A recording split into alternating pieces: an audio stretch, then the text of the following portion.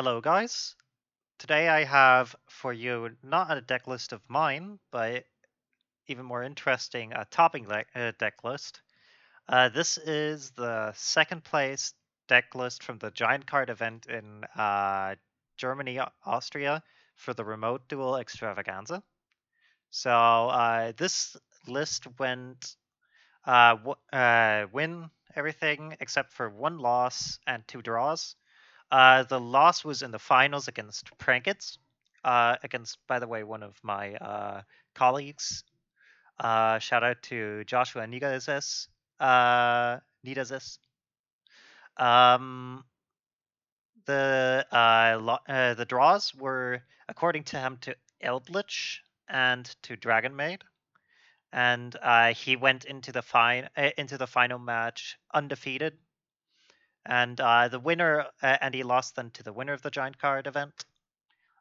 Because according to him, he bricked and he got drolled, which of course is a feels bad man. But anyways, let's get into the list and analyze this because this is kind of interesting. First of all, as you see, this is a Dogmatika Nekroz list. So we are running 2 Ecclesia, 1 Fleur, 2 Maximus. This is like the standard bigger engine for Dogmatika Nekroz. If you don't want to focus on any other normal summons, and if you want to play more in Punishment and Titaniclad stuff, this gives you a better grind game, but at the cost of not having a more explosive end board and not having as much tech space.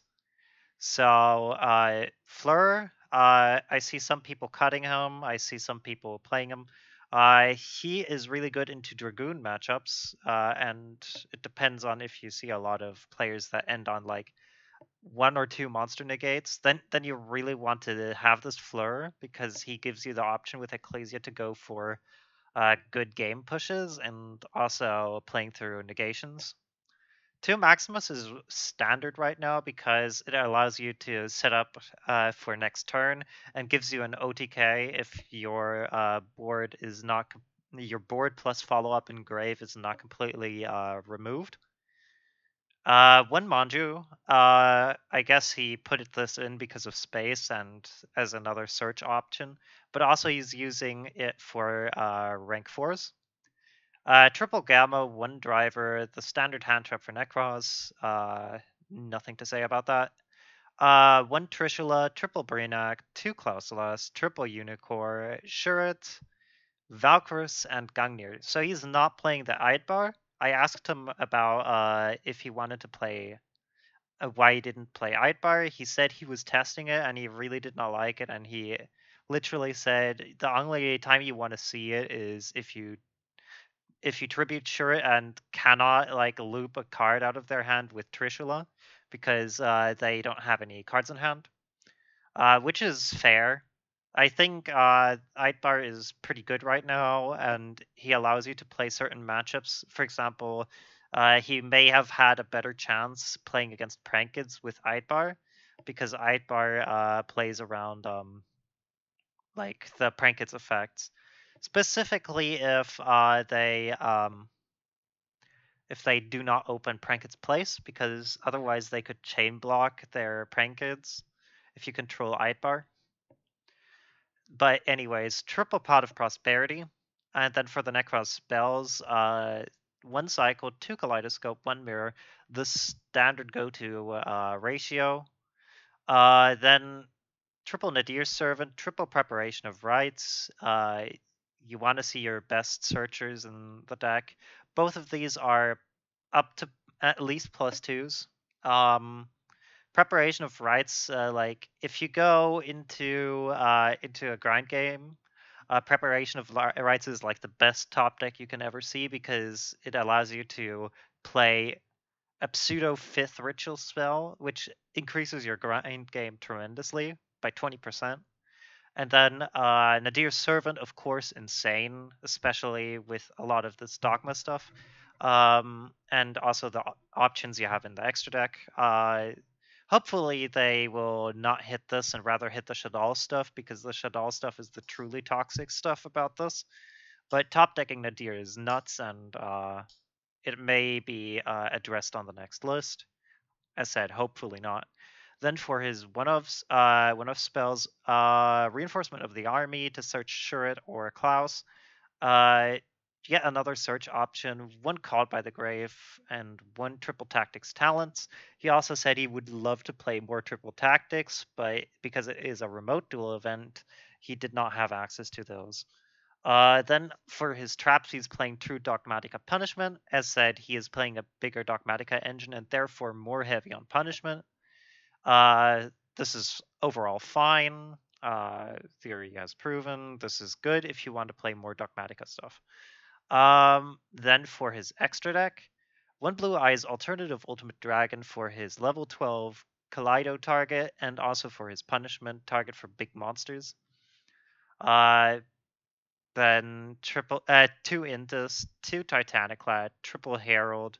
I personally would play one Titaniclad, triple Int, but if you want to play two Titaniclad, this allows you to go into more of a grind game with the Dogmatica stuff. As said, this is a very Dogmatica heavy list.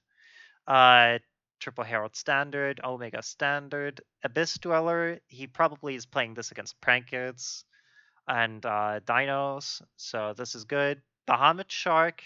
I mean, he's running two Toads, and in case you Kaleido 8 or have like a specific hand where you summon another Unicorn, you can use Bahamut Shark to summon one of your Toads, which is not a bad play. Then Cowboy for a game or for a time. I think this is a really good addition if you want to play the Manjus and the Dogmaticas. This allows you to go into him fairly easily, unless you have to punishment. Two Toads for, first of all, Bahamut, and second of all, for Maximus, so that you have more recycling. And then for his only Link monster, he's going for Tri-Brigade Furigit, the Baron Blossom, so that he can fix his hand in case of his hand being like kind of crap. Like if he has a driver in hand, you may just want to toss this with Maximus if you did not already Prosperity. So overall, a good option, and also it is a beast monster. So it's the only beast monster in the entire extra deck, which is relevant because he's also side decking Archnemesis Eschatos, which reads as follows: cannot be normal summon set, must be special summoned by banishing 3 monsters with different types from your graveyard and or face up field. Cannot be destroyed by card effects. You can declare 1 monster type on the field, destroy all monsters on the field with that type. Also, to the end of the next turn, neither player can special summon monsters with that type. You can only use the effect of Archnemesis Eschatos once per turn. So, why is he playing this? Answer is it can call dragon because it is a dragon. And if you go first against Dragon Link and summon this is game.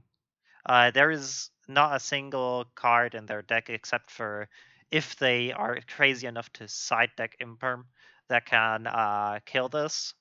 And if they like open up Maximus hand, if they like do Nadir, send then special Maximus sends a Herald and Furigit, then you already have the 3 cards that you want to dump, that you want to banish for Eschatos. If you use the Nekroz monsters, so if you use Brionac, you also get 1 attribute. Unfortunately, Unicorn and Maximus / Ecclesia / Fleur are all spellcasters, so keep that in mind when you use this. Then triple Denko Sekka, the most reliable out to an Eldritch board. This is such a good blowout. But as said, there is also an alternative. I suggested to him maybe in the future to play the Zaphion and the Lefty Rider Driver as I was talking to him.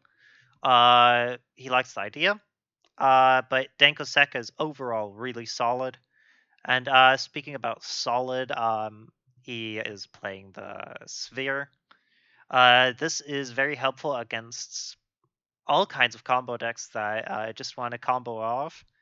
And because you're not playing a hand trap heavy deck, it's very unreliable that you stop them with just a Gamma.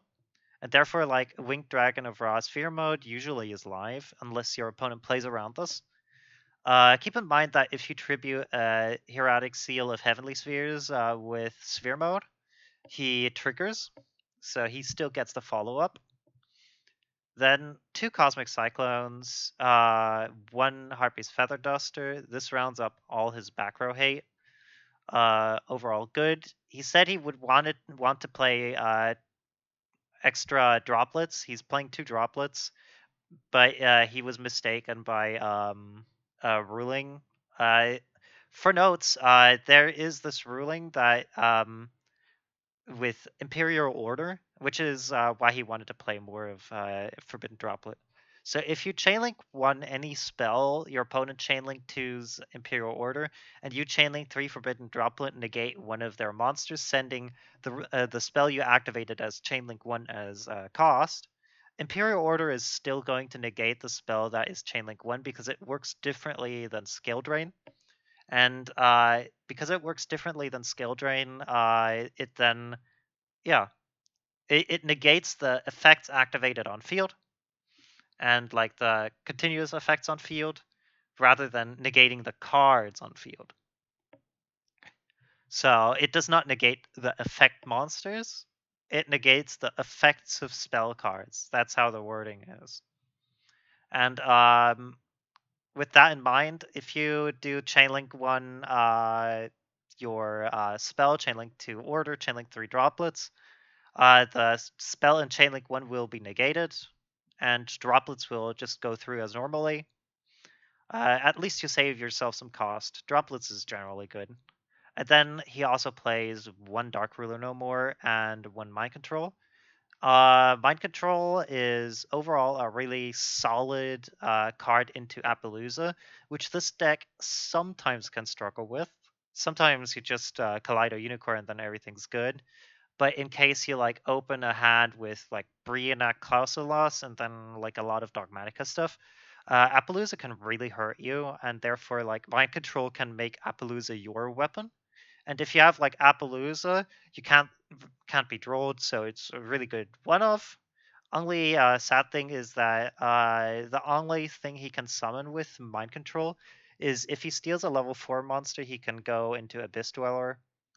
But he does not have any link monsters to link into with Mind Control, so maybe that is an oversight. But anyways, so overall he went X1 and 2, and I overall like this deck list. There are of course some things that you can do better. He has some pretty interesting ideas with the Eschatos. I really like this idea.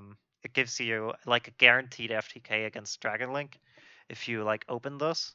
And it even is technically good against Alistair. No, actually, no, it's not good against Alistair. Sorry, I'm stupid.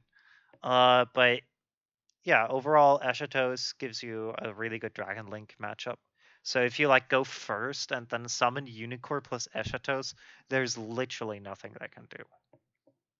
Like they can negate the Eschatos with Imperm, which nobody plays, and it still is like it doesn't do anything. And also it's a big monster. And also like going second this card is good too. Because if you like go second and you like discard all of your stuff, your Nekroz cards, you already may have 2 attributes engraved, and then you could get the 3rd attribute by normal summoning Manju, or using Gamma, or using Nadir Servant, or Kaleido Unicorn, and overall it's pretty easy to produce, I would imagine. I would have to test it though. So this rounds up the deck list. As said, 2nd place, giant card event in the in the German-Austrian giant card event.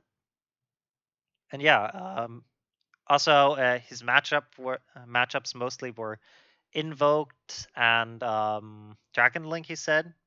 So he had a good seed, let's say that, for matchups. and his draws were unfortunately to decks that are really hard to play against with Nekroz. So overall, nice to see another Nekroz deck list top, and see ya.